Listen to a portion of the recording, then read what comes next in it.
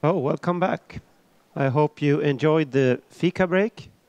Let us now look into some examples of policies for recognition of prior learning. A big hand for our 4 new guests entering the stage. An applaud.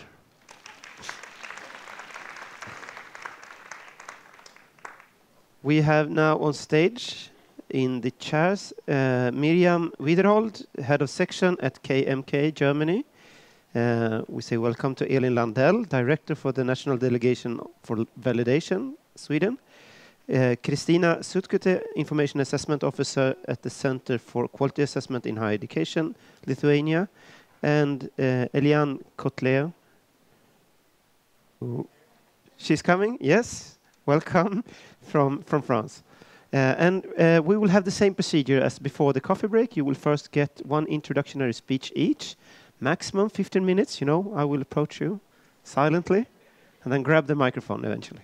15 minutes to introduce the theme and have your speeches. And after that, we will raise questions and encourage the audience to comment on your speeches.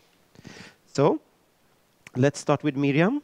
You will have a speech under the headline, Resolution on Admission to Higher Education for Refugees in Germany, Reform to Recognize Prior Learning. Welcome.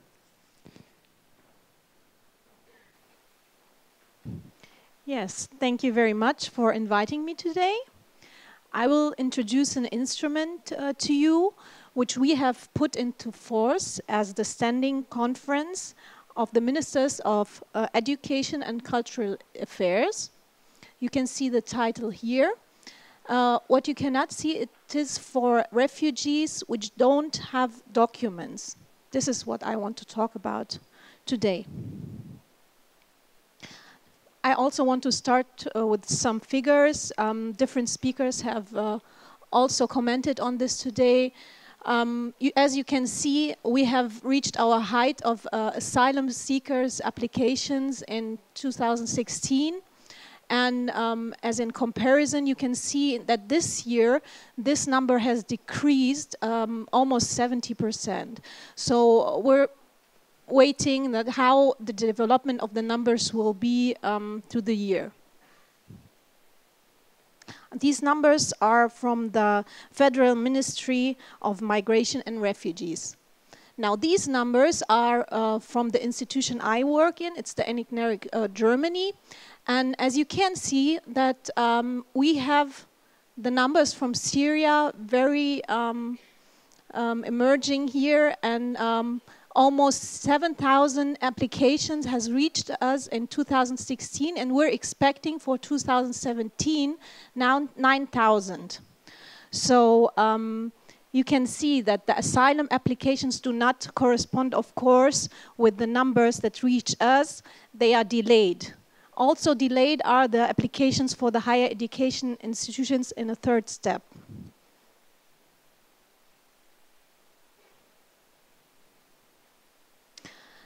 This is how our institution is built up. Very fast, we have 4 different country sections treating applications for recognition from all over the world. And I can say that last year, our institution has grown very fast because of the refugee matters. So we are now 100 people, and you can see that we are issuing 22,000 expert assessments in 2016, and statements of comparability 16,500. And as I already said, the Syrian portion in this numbers is very high. Yeah, just very fast also, we have different ways of recognizing prior learning through statements of comparability and expert assessments. Expert assessments are for the competent authorities, higher education institutions. We recommend recognition or not recognition, which is not binding. The binding decision is made by the competent authorities. Now the main thing I want to talk about is our resolution we have put into force. This resolution is for refugees who lack the document of the higher education entrance qualification. So how do we prove that when a document is missing, that it is can be assessed through a three-tier procedure? First of all, and which is the easiest step, see if the refugee has a legal residency status. This is not very easy to, not very hard to assess. In the second step, we check if the educational biography is plausible through an indirect evidence, for example. I will get back to this very soon. If we cannot plausibly check this educational biography, we get to step 3. We have to prove if the higher education entrance qualification is available or not through examination, through different examinations. For example, Test Us. We have already mentioned that, Mette has mentioned that, and tomorrow Ms. Reuter from the University of Frankfurt will give you detailed information about this procedure. As I said, step 1, I don't want to get into detail because this is German boring law, legal residency. So this is the first step we have to check when doing the 3-step procedure. The second step is more important because sometimes refugees bring other documents than the higher education entrance qualification document with them. It could be a student identity card, can be academic transcript, and or student status confirmation. If this document proves that the person has really done this examination in the end of his school, then the procedure is done. We don't have to get to step 3 except if an average grade is required. This is the exception when we have to do an assessment. You can see that here. I can say that this resolution is at the end of 2015 has been put into force. As you might know, in Germany we have a federal system. That means that each state can implement this resolution in different ways. And we are now in a phase of seeing what happened. Did the states implement or not? We have made made an evaluation. The German Rectors Conference has evaluated whether this resolution has been put into force in the Länder and whether there are refugees without documents or not. And we have the results. Until now, they are not official yet, that we have only 400 refugees without documentation until now. But we still have to wait for the next semester. This was for winter semester 2016-17. It's too early to say this is a very low number from 5,700 refugees which are now in preparatory courses, not enrolled yet. Enrolled are only 1,700. So I think it's too early to make judgments. We still have to wait for the next semester, and I also want to keep you updated about the numbers. Another measure which we have implemented to inform university staff how to handle the situations with refugees, how to recognize prior learning, is this handbook. It has been issued by different authorities in Germany. Our institution, also the Federal Office for Migration and Integration, giving the university staff something in their hand. What are the different phases a refugee has to run through when wanting access to higher education institutions. I have brought some with me, so if you would like to have one, just get in contact. I am done. Thank you very much for your attention.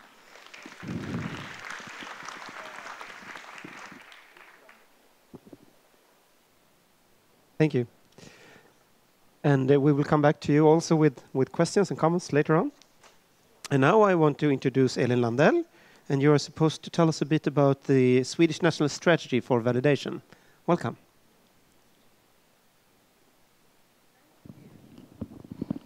Switch on the mic as well. Thank you very much, and thank you for inviting me to the conference to speak a little about some Swedish perspectives on policies for recognition of prior learning.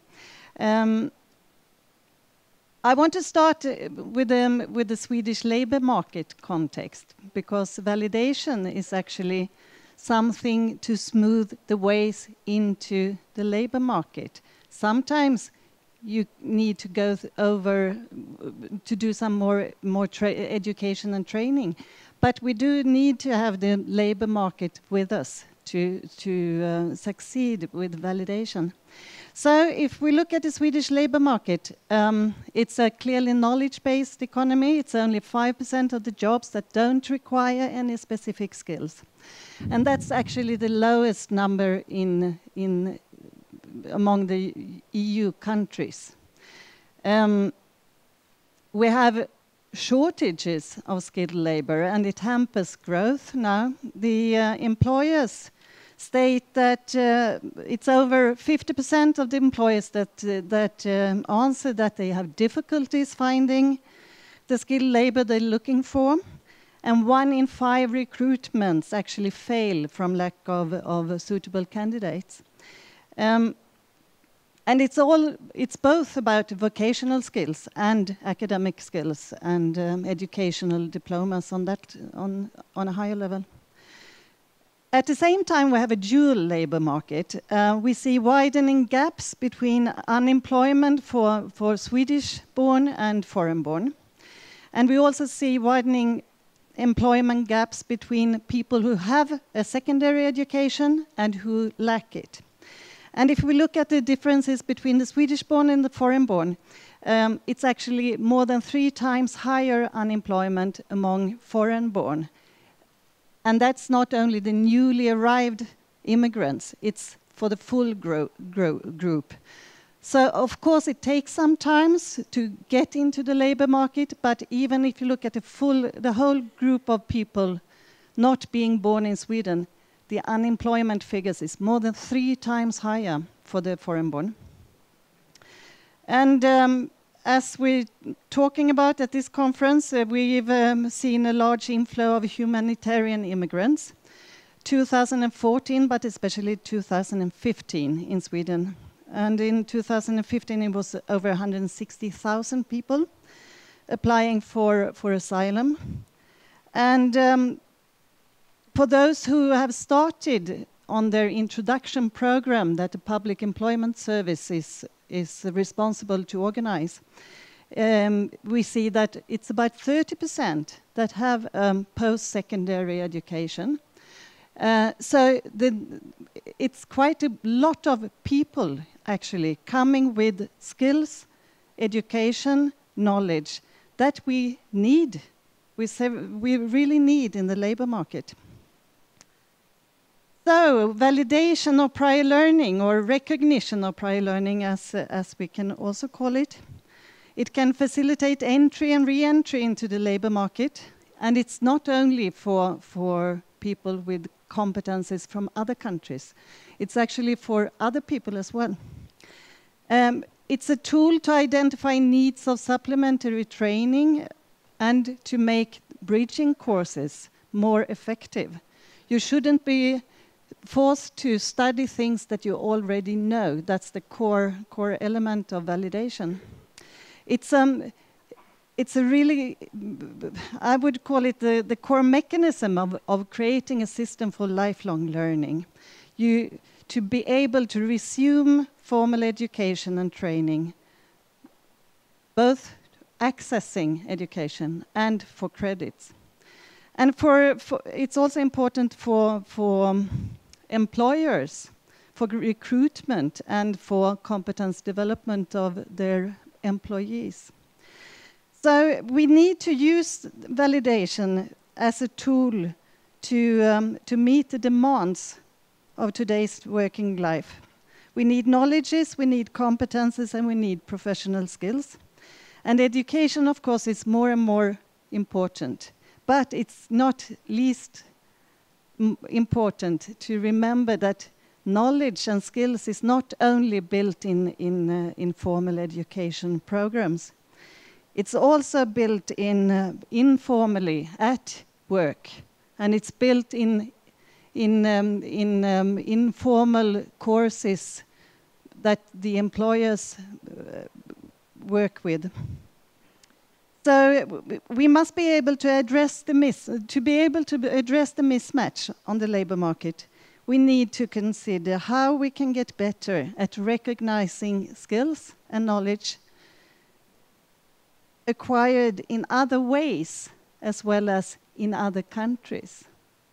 Because that's what it's all about. Validation is not only about recognizing skills from other countries.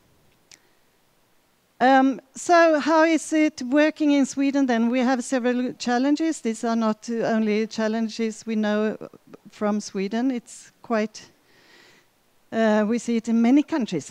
We have many actors. It's very decentralized structures. And the methods for validation of prior learning need to be developed. That goes for within formal education as well as if we're talking about working life qualifications. And quality is essential. If we want to get credibility into the system, we have to work on the quality. Now it varies and it needs to be increased. So it's not that it's not so surprising that that the number of validations that's actually being performed is quite low. When we counted it for last year, we found about 5,000 validations in secondary vocational education, about 2,000 validations being performed by the Public Employment Service for unemployed people.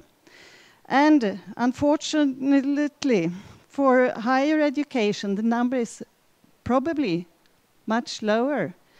But we don't have any statistics, and that is a really big problem, not to be able to see what's actually being performed. So validation of prior learning is a political priority now, and since 2015 the government has taken several initiatives to enhance the use of validation, and we can see it's both targeted measures towards newly arrived immigrants to make a speedier entrance into the labor market or into further education. So early assessment and validation for newly arrived immigrants been a focus. Fast tracks at the public employment services, as well as more funding to reduce the handling times to get the recognition of your formal educational qualifications. We also have a lot of new measures to raise the quality. So to develop courses for validation on VPL for study and career counselors is one thing. To raise the competence among the actual people who are doing the work is one thing. VPL is a permanent labor market program nowadays. And also for higher education, it's a 3-year program now to work on methods and permanent structures for VPL in higher education, and I'm sure many of you are involved in working with this. And as well, to expand the possibilities, the entrances, so to say, the access to use VPL. So there's been extra funding to the public employment services. It's been expansion of the VET programs in adult education, where you actually, the communities, the municipalities are supposed to work with validation. That's one of the basic things for getting the funding. And we also see something like Miriam was talking about. We have a pilot scheme for validation for immigrants lacking full documentation on the formal education, which is going on until 2020, to try to get the methods for that part. And when a lot of things are happening, we also need actually to coordinate the development so that it's not only temporary projects. They must be turned into long-term functioning structures. So that's why the National Delegation for Validation was appointed in 2015, end of 2015.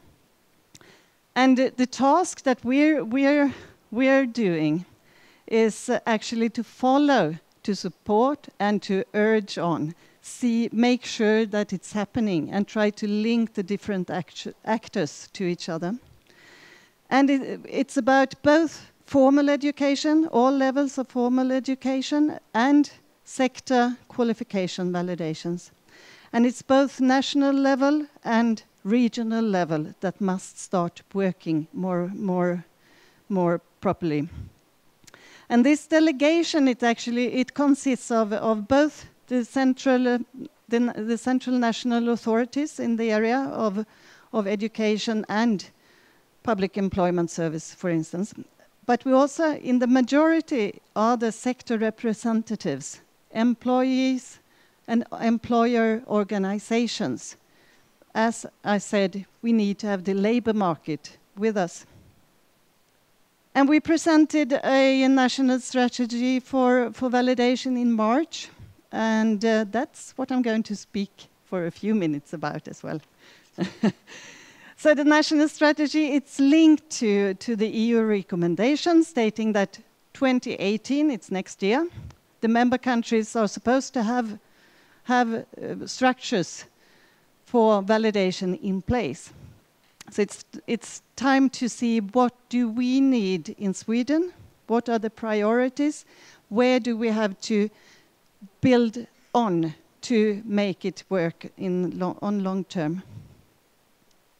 So the strategy identifies priority areas for development, and it's also a starting point for what the delegations work. I mean, we have this assignment until 2019, so we have a couple of years to work to try to push further. The objective of the strategy it's about the individual, actually, that significantly more individuals should have their prior learning validated, and the validation must be available across the country, at all levels of the educational system, and for a broader range of qualifications. And we want to stress this about the quality, because validation must be a pathway that has the same credibility, the same legitimacy as getting a qualification through a formal education. So who are we talking about? I stressed it before, it's not only about migrants. We're talking about that validation must be a tool that's there for people who are in transition between jobs, especially unemployed people with low formal qualification, but who actually have a higher real competence. We're talking about people who possess skills obtained abroad. That's a clear need for people coming from other countries. And also for the lifelong learning perspective, people who wish to advance, to build on skills through education and training. And we're talking about general measures that are open to everyone. But we also say that validation it's not a single solution. There's always, for many people, there's a need to link validation to other measures. And those other measures are study and career counseling. It can be internships. It can be supplementary education programs. You have to build it together according to the individual's needs. So the strategy talks about 5 overarching priorities that has to be worked on whichever sector or whichever level of education we're talking about. And these 5 priorities are the transferability between qualifications. It must be of value. When you have a qualification, it must be able to switch into currency into the next step. So we're talking about the national qualification framework as the common building block for the systems of validation. Responsibility is really, it's important to take responsibility for the national agencies, but also the regional level. It's important to find who is taking the lead to make it happen on the regional level. High quality, I stress it again, I said it before, and it's actually the core thing. If it's no quality in the work being done, it will have no value to the individual. Resources and organization has to be built. It has to be not project-based. It must go into the ordinary system, so to say.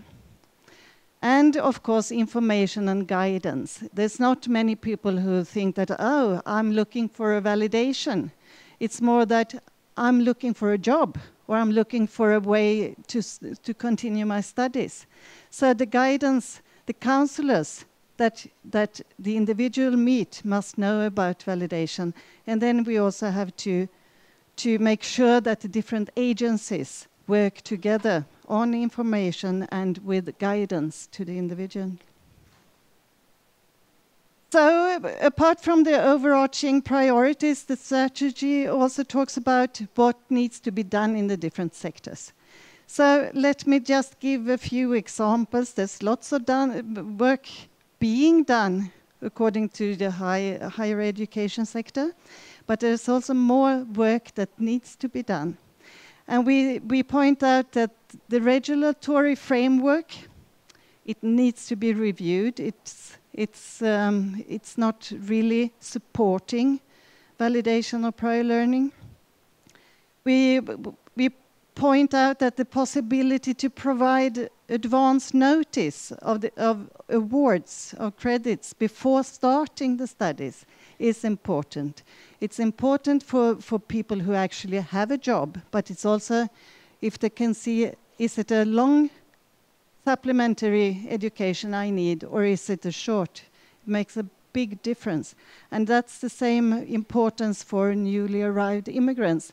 Should I go for a higher education, or will this way be far too long for me to be able to start working? And there's also the question of admission on the base of VPL to oversubscribed programs. If you don't get a merit, so to say. How do you get in to a program that's already full when you have nothing to compare with other applicants? So now that we're going on in the delegation, it's actually the validation in higher education is one area that we will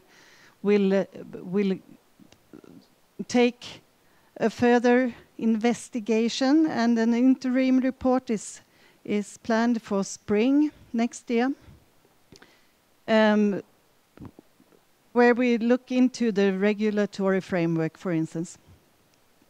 We're also going to follow up the implementation by annual reports, and we have set working groups within the delegation to coordinate between the national agencies about information and guidance is one thing, and also to see how do we work more with the trade sector validation. That's another working group within the delegation. And the fourth area here that we put priority on is the regional cooperation and coordination of validation. And that, of course, has to be done in dialogue with the regions. And the focus is mainly onto vocational education on the secondary level and using the sector models for validation as a complement, make this happen together. So that was actually what I was planning to say right now. So thank you for your attention. Thank you, Elin. Kristina, you will inform us about the EAR manual, best practice according to the Lisbon Recognition Convention. You're also welcome. Thank you. Thank you very much. I'm happy to be here, and I'm glad that I can talk to you about the EAR manual and best practice according to the EAR manual and the Lisbon Recognition Convention. I come from Lithuania, from the Lithuanian ENIC-NARIC office, the Center for Quality Assessment in Higher Education, which is also a quality assurance agency in Lithuania. I have 15 minutes to and there are a lot of things I would like to tell you, because the Lisbon Recognition Convention has already been mentioned several times here in the conference, as well as the EAR manual. So I would like to start by providing some background information on 3 keywords on this first slide. That's the EAR manual, the Lisbon Recognition Convention, and ENIC-NARIC office. I know that most of us are related to recognition in one way or another, but I understand that some of you might be related to recognition in terms of prior learning. So some introduction to the tools that are used for the recognition of formal foreign qualifications might be helpful, I hope. So let me start from the first and the most important one. It's the Lisbon Recognition Convention. It has been signed in 1997. Pretty surprising, yes? Because there was some talks about lack of implementation. So it celebrates 20 years this year. And the Lisbon Recognition Convention is a binding document. It's the only binding document in Bologna. And actually, as you see, it hasn't been implemented successfully as we would like. One of the reasons maybe why, it's because even though it's quite old, 20 years, it's not outdated. The introduction of the LRC, the Lisbon Recognition Convention, meant a shift in recognition, a conceptual shift in recognition, moving from recognition by looking at each and every subject, taken at a foreign institution, aligning it with subjects in your home institution, and seeing whether differences exist. And of course, differences exist. What the Lisbon Recognition Convention says is that our first stance should be that we accept and recognize a foreign qualification. And we accept that there are differences, and we embrace them. And we look at the qualification not as a collection of subjects that were taken, but we look at a qualification as a whole. And we look at the end result. And the end result is comparable. It can be comparable. A bachelor is a bachelor is a bachelor. So this shift, in this conceptual shift, it might be difficult to accept in some countries because the systems tend to be defensive. They tend to defend their systems and their programs. So this is why maybe the implementation is not going as well as we would like. And of course, it primarily, I would like to add, it primarily deals with recognition of formal foreign qualifications and periods of study. And there are, of course, certain implementation mechanisms in place. First of all, I would like to mention recommendations that provide more details on the provisions of the LRC, and they tackle specific issues related to recognition, such as joint degrees, transnational education. There's also a recommendation that I didn't include, forgot to include, on the use of qualification frameworks in recognition. And also, I think there are final stages in preparing and approving a recommendation on recognition of refugee qualifications. So this is also another tool that will provide more details on how the Lisbon Recognition Convention could be implemented. And of course, the LRC has a network to support it and support its implementation. It's the ENIC-NARIC network. You've probably heard the title many times. So these are national information centers that provide information and guidance on recognition and on systems of education. So if you're from a higher education institution, you can turn to one of the national information centers, your own national information center, for support, because every signatory to the Lisbon Recognition Convention has an information center. Then I will continue on to the EAR manual, which has been mentioned several times. It is a manual that started as a project led by the Dutch ENIC-NARIC office, NAFIC, and the goal of the EAR manual, the EAR stands for European Area of Recognition. The goal of the EAR manual was actually to tackle this lack of implementation of the Lisbon Recognition Convention. Because it has the Recognition Convention and recommendations are more theoretical advice on how to do this. But the EAR manual was a practical guide for a day-to-day office on how to deal with a recognition application, starting from receiving an application, ending with making an actual decision. And of course, it tackles some of the specific issues that might be difficult for credential evaluators. And some of these issues, of course, are very relevant for this conference as well. So first of all, it's recognition of qualifications which lack documentation or are completely undocumented. So there's one chapter in the EAR manual devoted to that. And there's also a separate chapter on recognition of prior learning. So it means that in the EAR manual, those two concepts are separated a little bit. The recognition, when there is a formal qualification but the documentation is lacking, and then when we talk about recognition of prior learning as in terms of non-formal or informal learning being a part of the program. And I should say that it has developed into a family of projects. So it's not only the EAR manual, it's also supported by a training platform, Stream, which is helpful going through the EAR manual, commenting on it, maybe providing some feedback or some help from your colleagues, and also a peer review mechanism. The peer review mechanism has been developed for the ENIC-NARIC centers because the EAR manual has two versions, one version for the ENIC-NARIC centers and one version for the higher education institutions, because these are the offices where most of recognition decisions are made. And there was a peer review project for the ENIC-NARIC offices to make sure how their office practices align with the recommendations of the EAR manual and the LRC. So a couple more words about the EAR manual.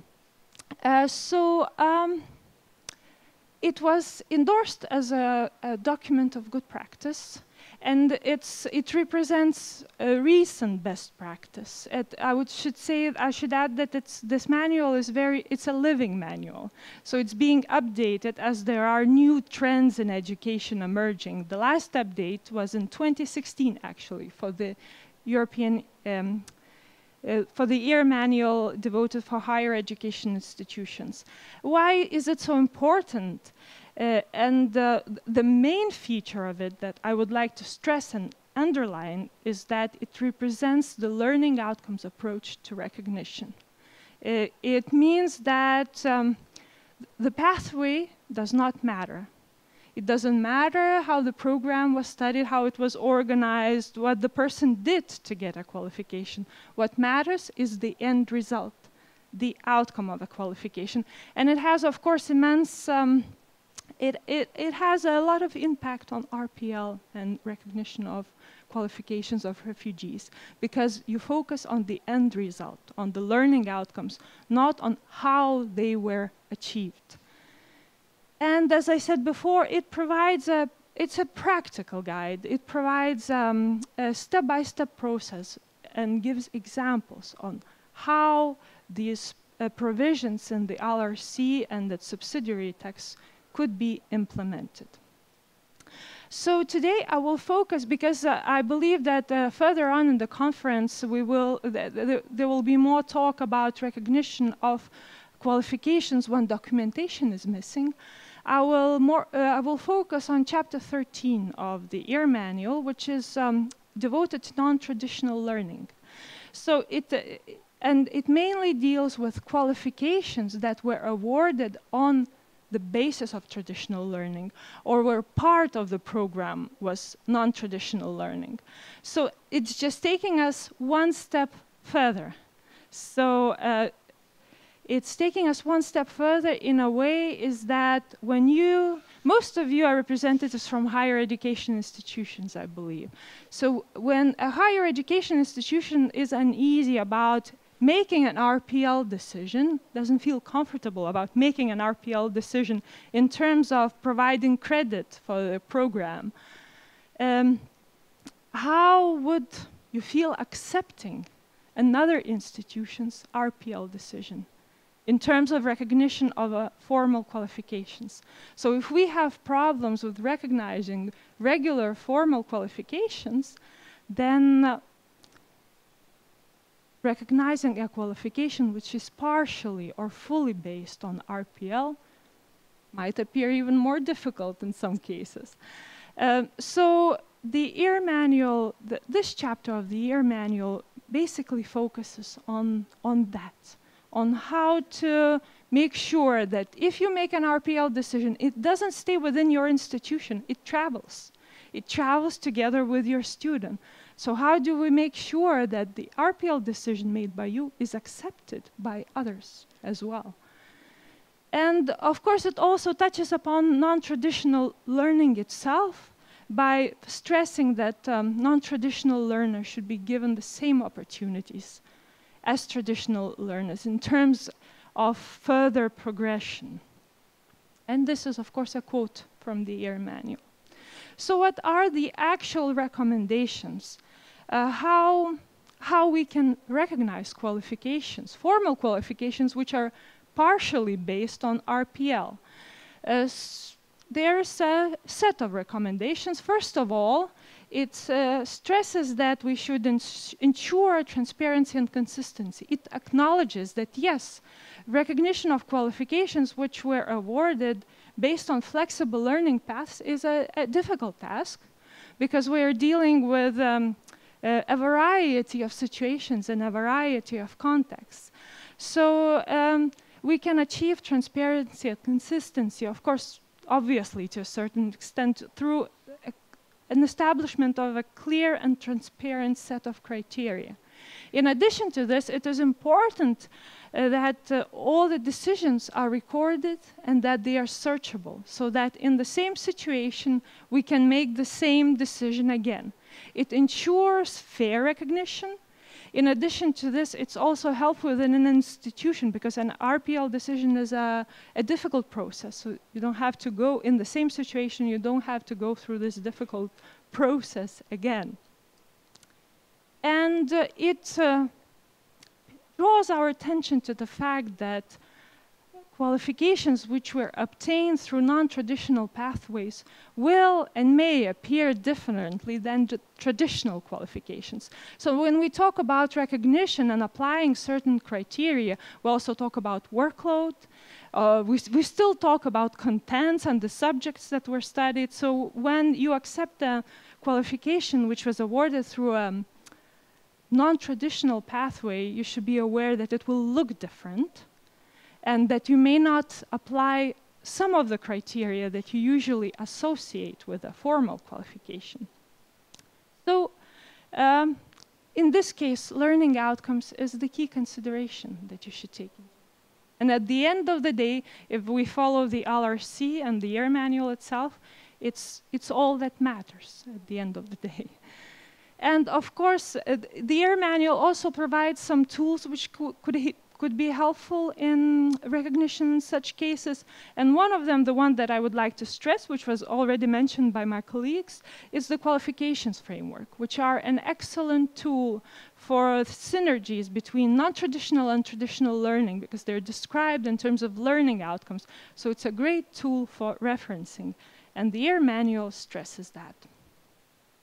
So everything that is discussed as a recommendation in the EAR manual, they get a flow chart, which is part of the whole long recognition procedure.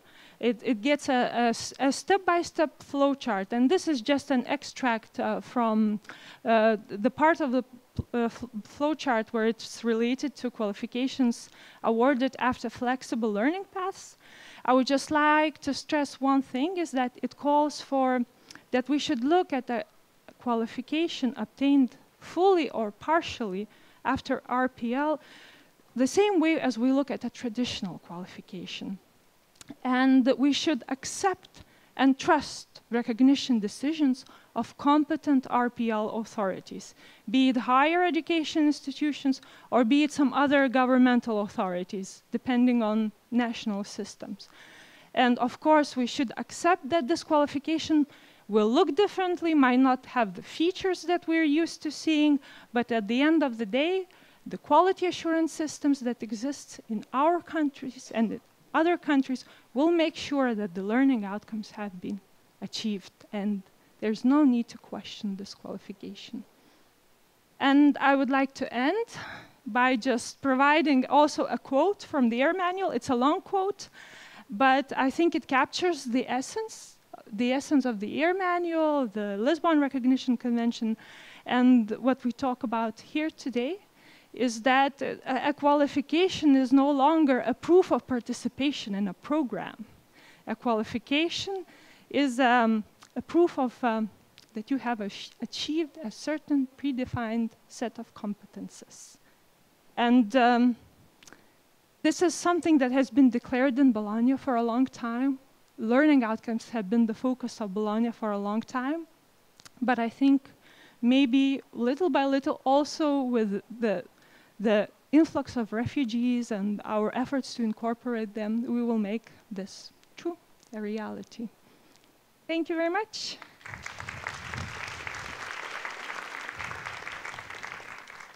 Thank you, Kristina.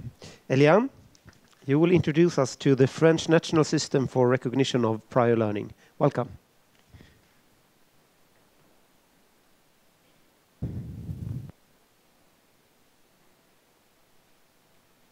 Thank you.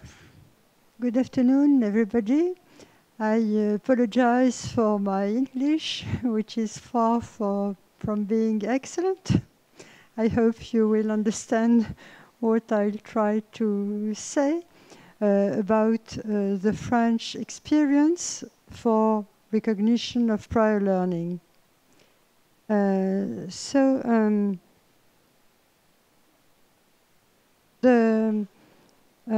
The general frame has been yet set, so I'll just focus on the French experience.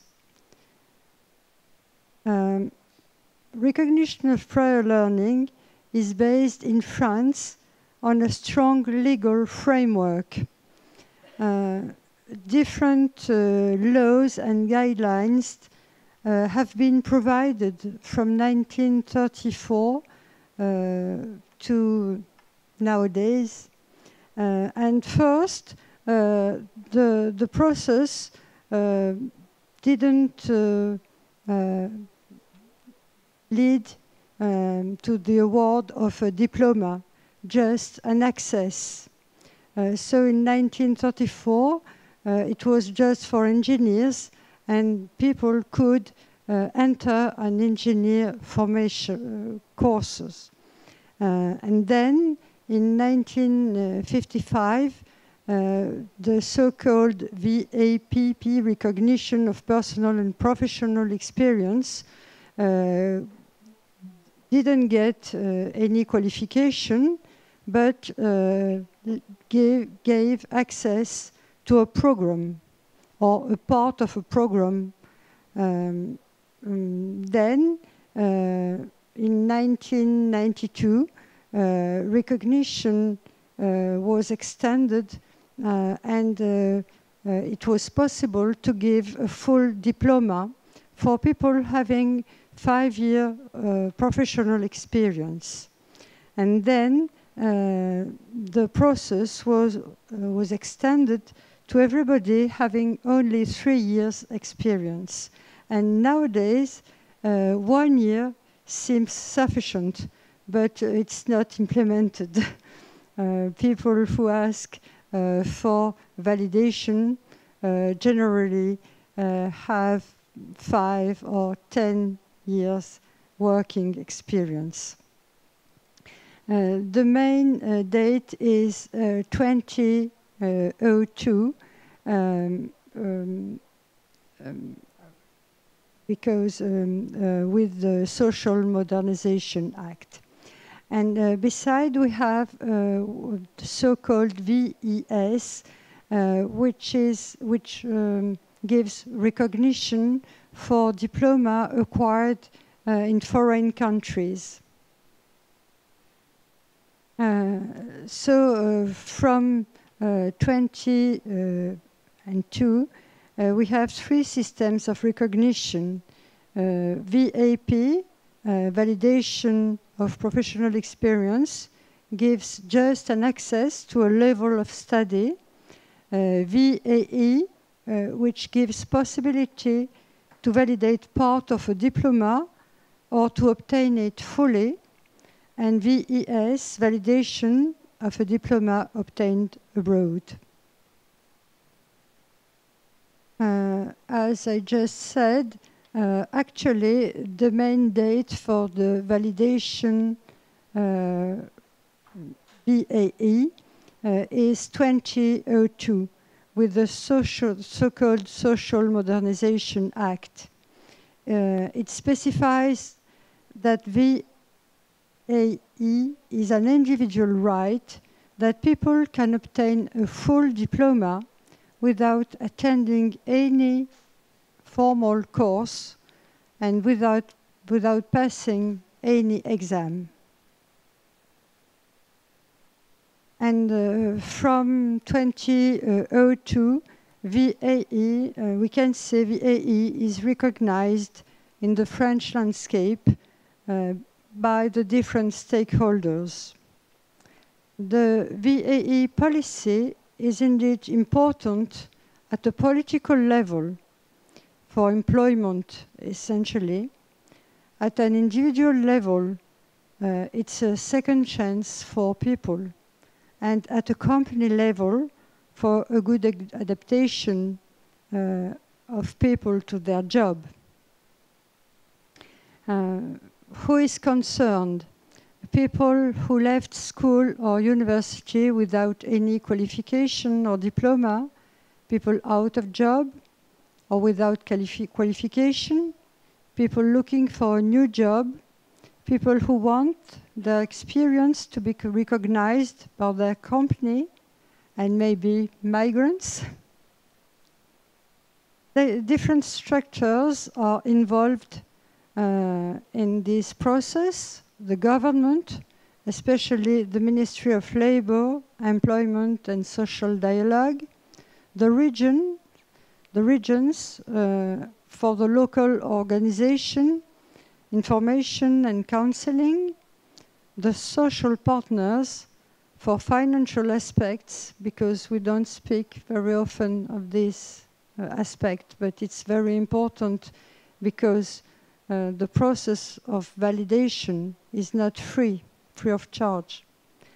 The institution, of course, because they deliver diplomas. Now, I would like to explain how VAE process goes.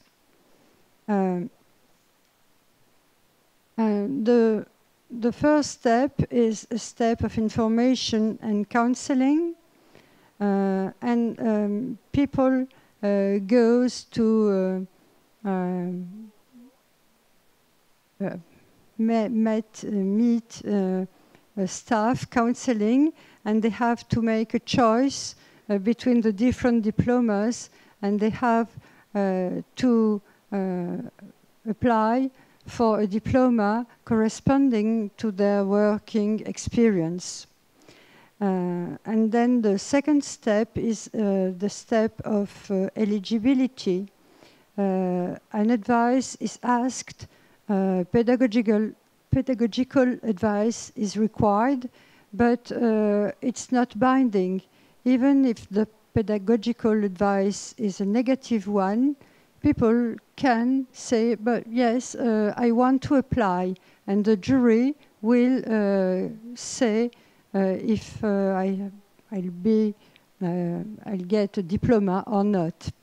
And there is also an administrative advice, because people have to bring evidence. They have worked during now only 1 year. And a student who failed his exam can't the following year ask for validation, of course.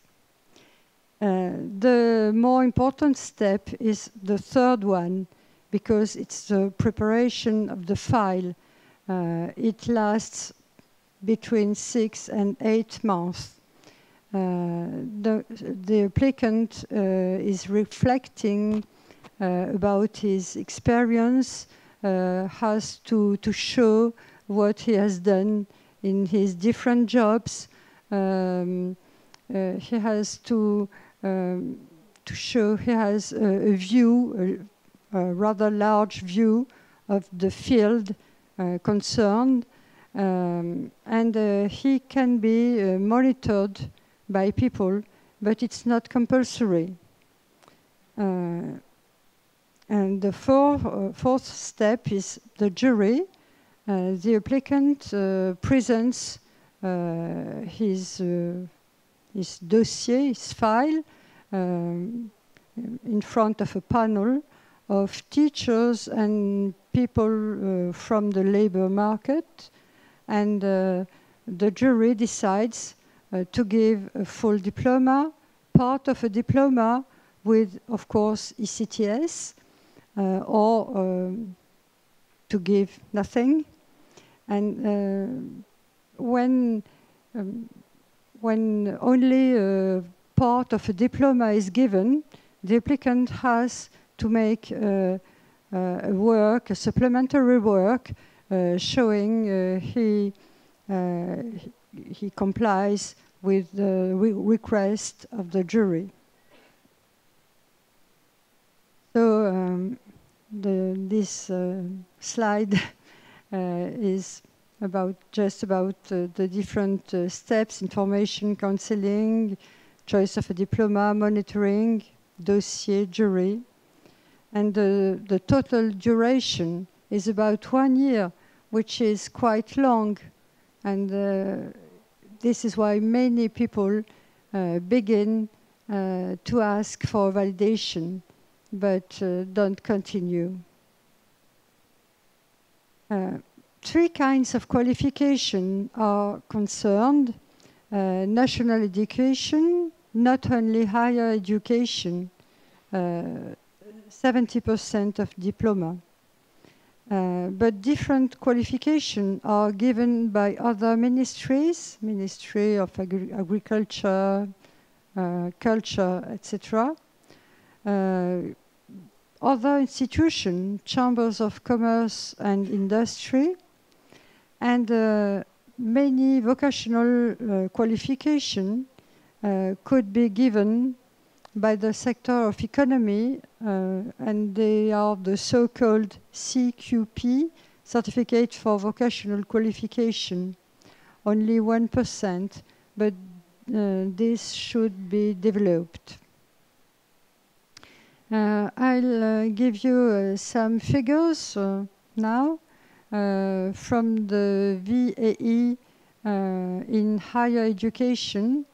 The data are data for 2014, data from 2015 or 2016 are not yet available.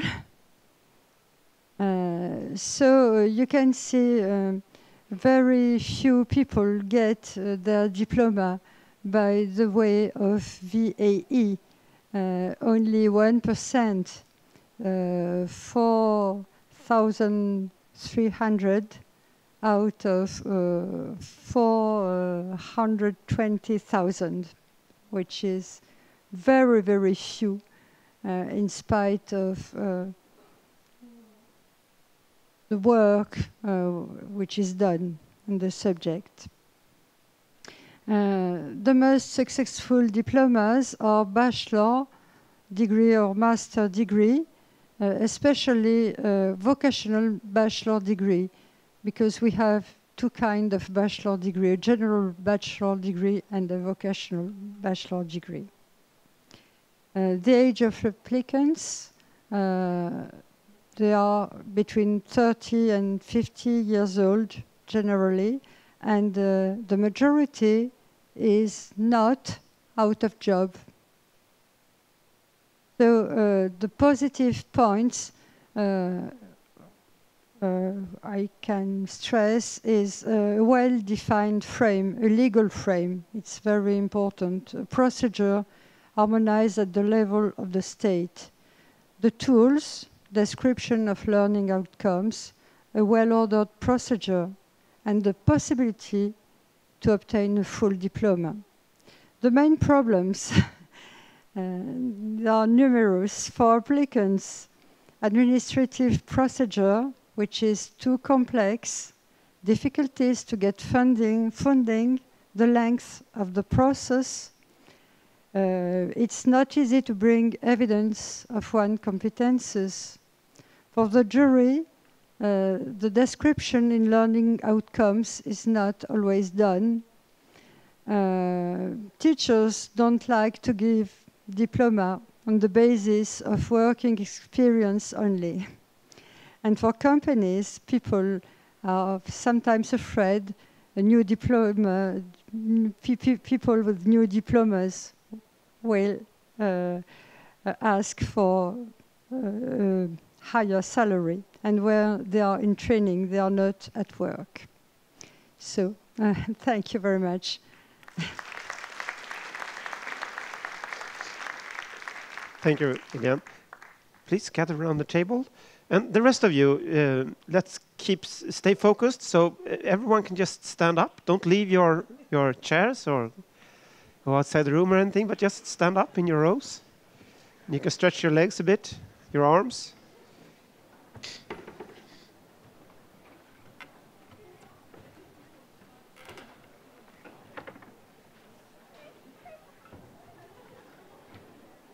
And now you're allowed to sit down again, so. Now you can, you're focused now. That's okay. So, thank you all for sharing your examples on policy work. One important reason for us to be gathered here today is, of course, the refugee situation. And some of you have mentioned that in your speeches. But when it comes to producing policies for recognition of prior learning, how much has it affected your policy work? Would your examples have been the same, even though if we did not have the increased amount of refugees coming to Europe during the last 3 years? Elin? Some of the measures are targeted at the newly arrived immigrants. That's for sure. But I would say like this, that as well as France put a law in place in 2002, Sweden changed the regulations. It was validation of prior learning was included into the regulatory frameworks, both for higher education and for lower levels. But when we needed the tools, when so many people came and they needed to get their learning, their knowledge and skills and competences recognized, the tools were not there. the framework might, I mean, if you look at the survey saying that we have it in Sweden, we have the regulation. Yes, but it's not being used. So that's why I would say that we needed it before. We needed the tools. We needed the validation processes before. And when there's a lot of people coming to Sweden, we realize that, oh, I thought it was developed. Why doesn't it work? So it was a wake-up call, I must say. Okay. Kristina? Yes, I would have to agree. Is it on? Yeah, it is. Okay, great. First of all, I would like to say that the provision regarding recognition of qualification holders without documentation, mostly relating to refugees, was included in the LRC in 1997 already, when it was signed. But otherwise, of course, there are some chapters in the year manual focused on refugees and the situations that are in. But the chapter on RPL, I would agree, it was written not primarily focused on refugees, but on recognition of prior learning, as including non-formal and formal learning into higher education, and accepting such qualifications awarded on the basis of RPL. But I would agree that this will help us put these provisions into practice more and more often. Please raise your hands if you want to address the panel with a question. Miriam, how has your work with recognition of prior learning for refugees and immigrants affected recognition of prior learning for other Germans? Are there any differences? From the perspective of our resolution, I don't think that we are treating Germans or other foreigners differently, because through the resolution we're trying to heal the lack of the document caused by the flight. If this document can be proved by other evidence, then this refugee is on the same level like the German students or the other foreigner students. So, yes, we'll have a question in the front row. A question to Elin, but probably also to the other colleagues. You mentioned that you have little evidence or no data on the use of recognition of prior learning in higher education. What is the explanation? What do you think is the reason? Is it not used, or do you just lack the data? All higher education institutions had to report on how they're working with validation in their annual reports, and a few of the universities or university colleges actually reported numbers. But the thing is that those numbers are very low in the first place, and it's not really reliable either. So we don't know how low it is. But I would say it's actually not being done very much. It's being done within teaching profession, teaching education, and health and the health sector. Not very much in other areas. Any more questions? Please use the microphone. If there are responses to this from the other colleagues, I would be grateful. Any more comments, Eliane? You can have your microphones switched on all the time, so you don't have to switch on. I admire what Germany and Sweden are doing, because in France there is no connection at all between people who give assistance to migrants, shelter, food, etc.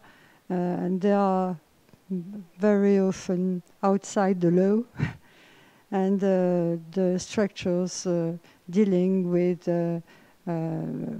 RPL. And it's a pity. I think things will change, but I hope the press of the European Union will be a good thing. Have another question? And please, I got a request earlier on. If you ask a question, if you can stand up, because then people can see you and they can connect to you afterwards. Hi, I'm Adrian from Romania, from the Center for Recognition of Diplomas. And regarding this subject, we are also in this room, we are most academic people and evaluators and from authorities. And from my point of view, and especially from Romania's point of view, where we had a lot of people leaving and going to other places in Europe especially, when we saw that we have so many problems with recognizing Romanian diplomas which are official, and there are so many things that what is the level, what is the number of hours, what are the numbers of years, you miss this, you miss that. So there are so many obstacles, and especially in the some professions where there are competent authorities. So we have so many obstacles for formal education in recognition. How can we do the RPL and formal recognition for informal education, and if we still have these so many obstacles in the formal? We have the year manual, but there are so many guidelines, and we see that there are many countries opposing that because there are the obstacles in the labor market, and especially in some professions where there is European legislation telling you how to recognize what is the minimum criteria. So introducing these criteria for RPL or informal education would be even difficult in Europe. So how can you comment on that, on problems of formal recognition of formal degrees and RPL? Thank you. Any comments on this? Kristina? Yes. Of course, it's been 20 years since the Lisbon Recognition Convention, and we're still having problems with recognizing formal qualifications. I guess that there are steps taken to tackle some of the problems, because really variation exists regarding recognition of qualifications among institutions and within institutions themselves even. So, for example, ESG was mentioned, the European standards and guidelines which are used for by the quality assurance agencies. So the revised version of the European standards and guidelines provision that the quality assurance agencies will also look at the recognition practices within higher education institutions as part of their accreditation exercises. So there are steps being taken to push this and to move this forward. But I guess the main point is adapting the learning outcomes approach in recognition. So if you adapt the learning outcomes approach to recognition, it will make no difference whether it's a formal qualification obtained in a traditional way or whether it is a formal qualification obtained by taking a flexible learning path or based on RPL. Mm-hmm. So this is a concept that we just have to... So I want to approach you with one last question. We have participants from, I think in total, 23 different countries in this room. And I want to ask if you, in one or maybe two sentences, can conclude just one advice that you would like to underline. What can we learn from your experiences, from your systems of recognition of prior learning and your policies? One or two sentences, that's possible. So, Eliane? But you need to switch on your microphone, I think. A lot of progress have been yet done during the last 10 years. And now, just as Kristina said, the diplomas are described in learning outcomes, and it's much easier to match working experience and formal experience. If the learning outcomes are the same, the problem, there will not be such a gap between formal education and non-formal or informal education. I think it's really the tool, the main tool, the one tool to develop everywhere. Kristina? What's your advice? I would call for trust into other systems of education, trust into RPL activities of other institutions. So I think this is the factor that is part of the problem of not willing to recognize qualifications of other countries. Mm-hmm. And Miriam, what's your most important advice for the rest of us? Well, from our point of view, we're trying to treat the obstacles, like to get the refugee, to integrate him, to give him access to the higher education institutions. And through the resolution, we have, I think, managed one step forward to overcome an obstacle, and maybe other countries can reach out for this. And finally, Elin? Then I want to repeat, actually. I want to repeat this about learning outcomes, because that's what it's about. It's what skills you have, not how many years you've been to a certain education program. And I want to stress this about trust between different actors. It's really important. And then I want to add on my own one, and that is to work together with the labor market, so the social partners, because it's actually about going further. To learn to get a job is quite central, not least for immigrants, to quite as soon as possible be able to get that extra that you need to get into work. Okay. Thank you so much for your contributions today. Thank you.